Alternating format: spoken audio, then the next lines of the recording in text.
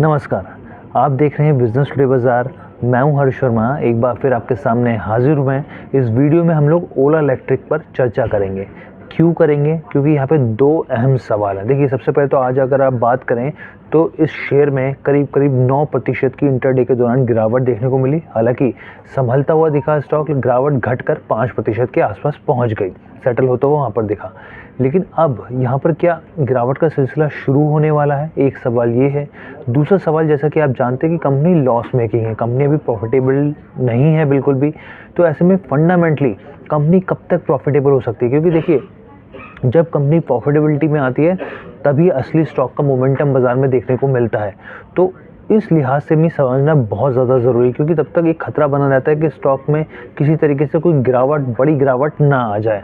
तो ये फंडामेंटल और टेक्निकली दोनों चीज़ों को कवर करके चलेंगे इस वीडियो में और आपको बताएंगे। हमने देश के दिग्गज मार्केट एक्सपर्ट से बात करी है। इस पूरे उनके जो उन्होंने जो अपना रिएक्शन दिया उसका निचोड़ आपके सामने रखेंगे। बस आपको इतना ही करना है, हमारे चैनल बिज़नेस टुडे बाज़ार को लाइक, शेयर, सब्सक्राइब करना नहीं भूलना है। तो देखिए, डेविन चौकसी मार्केट के दिग्गज एक्सपर्ट हैं, उनसे हमने बात करी, जो बेसिकली हम सब जानते हैं कि वो एमडी हैं डेविन चौकसी फिनसर्व प्राइवेट लिमिटेड के। तो उनसे हमने चर्चा करी। यहाँ पे रवि सिंह हैं, उनसे समझने की कोशिश करी हमने। तो यहाँ पे फंडामेंटली, सबसे पहले हम फंडामेंटली चीज़ों को समझते हैं। यहाँ पे जो डेविन चौकसी ने बोला है, देखिए, उन्होंने कहा है कि आईपीओ के आने से पहले और आने के बाद अभी तक कुछ चेंज नहीं हुआ है, कुछ परिवर्तन नहीं हुआ है। उन्होंने एक चीज़ यहाँ पे बहुत इंपॉर्टेंट बोली, उन्होंने कहा कंपनी जो है करीब पर व्हीकल 24,000 का नुकसान जो है वो झेल रही है। 24,000 रुपये का प्रति व्हीकल के हिसाब से। अब नुकसान किस हिसाब से झेल रही है ये भी समझ लीजिए। ये नुकसान जो है बेसिकली जो रिकवरी, ये जो बैटरी पर है ना, बैटरी पे सबसे दबाव आ रहा है और कंपनी ने साफ तौर पे बोला है कि वो अपनी बैटरी की मैन्युफैक्चरिंग शुरू करेगी। तो जैसे ही वो अपनी बैटरी की मैन्युफैक्चरिंग शुरू करेगी तब जो कॉस्ट है बैटरी की वो कम होगी, क्योंकि अभी तो देखिए वो लोग बेसिकली यहाँ पर इंपोर्ट कर रहे हैं यहाँ पर, लेकिन जब वो अपनी मैन्युफैक्चरिंग करेंगे, अपनी बैटरी बनाएंगे तो साफ तौर पे कंपनी के मार्जिन सुधरते हुए दिखेंगे और जो बैटरी कॉस्ट है वो डाउन होगी यहाँ पर। इसके साथ ही उन्होंने कई और चीज़ें बोली। उन्होंने बोला कि ये जो है पॉइंट, ये प्रॉफिटेबिलिटी में बहुत इंपॉर्टेंट भूमिका अदा करता है। और यहाँ पर उनसे पूछा गया, हमने पूछा कि भाई कब तक प्रॉफिटेबिलिटी में आपको कंपनी दिख रही है, कब तक मुनाफे में आ सकती है? तो उन्होंने कहा कि 2025-26 में या फिर 25-26 में आ सकती है, 24-25 में, ये नहीं बताया जा सकता कि कब आ सकती है, लेकिन इंडिकेशन जो है वो फाइनेंशियल ईयर 2026-27 से हो सकता है, देखने को मिल सकता है यहाँ पे। और कंपनी का जो बिज़नेस है तो प्रॉफिटेबिलिटी में नज़र आ सकता है। मैं आपको यहाँ पे बताऊँ कि जो अगर आप इसके कंपनी के बारे में कुछ चीज़ें समझें और चीज़ें, तो स्टॉक जो है यहाँ पे, वैसे में आपके मन में सवाल उठेगा कि कंपनी तो प्रॉफिटेबल है नहीं तो भाग क्यों रही है? तो देखिए, इसके पीछे की वजह यहाँ पर जो डेविन चौकसी ने बताई, उनका ये कहना है कि अगर आप इस कंपनी के बिज़नेस को पर फोकस करें तो ये कंपनी प्योर फोकस होती है, प्योर फोकस करती है ईवी इलेक्ट्रिक व्हीकल ओईएम्स, यानी ओरिजिनल इक्विपमेंट मैन्युफैक्चरर्स, जो कि ऑटो की पार्ट्स बनाते हैं यहाँ पर, और ये प्योर ईवी प्लेयर है यहाँ पर। तो ये एक बड़ी चीज़ है।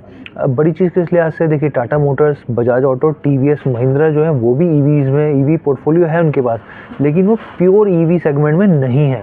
तो इसलिए यहाँ पर जो निवेशक हैं या फिर आप म्यूचुअल फंड्स की बात करें, वो इस थीम में पैसा लगा रहे हैं यहाँ पर कि ये प्योर ईवी एक प्लेयर है जो पहली बार इस मार्केट में उतरा है। तो इस लिहाज से यहाँ पे निवेश करने की वो कोशिश कर रहे हैं यहाँ पर, और इसी वजह से स्टॉक में ज़बरदस्त लिक्विडिटी है, पैसा है और लोग निवेश कर रहे हैं, और इसलिए स्टॉक भाग रहा है यहाँ पे। अब उन्होंने यहाँ पे ये कहा कि अगर आप फंडामेंटली चीज़ों को समझें तो कम से कम रिजल्ट्स आप उनके रिजल्ट्स जब तक पॉजिटिविटी में नहीं बदलते तब तक इंतज़ार करना चाहिए, और जिसमें करीब 2 से 3 साल का समय लग सकता है यहाँ पर अगर कंपनी के बिज़नेस मॉडल की बात करी जाए तो कंपनी का बिज़नेस मॉडल देखिए फ्यूचरिस्टिक है। साफ तौर पे ईवी जो है फ्यूचरिस्टिक बिज़नेस है। यहाँ पर कंपनी जो है लिथियम आयन बैटरीज़ पे काम कर रही है, यहाँ पे नई बैटरीज़ पे मैन्युफैक्चरिंग पे काम कर रही है, और एक जो बैटरी का इनका जो बिज़नेस है मैन्युफैक्चरिंग का, वो 1 अप्रैल 2025 से शुरू हो सकता है, जिस तरह का अनुमान जताया जा रहा है, और यही कंपनी के मार्जिन्स या फिर ब्रेक इवन में तब्दील होता हुआ दिख सकता है यहाँ पर।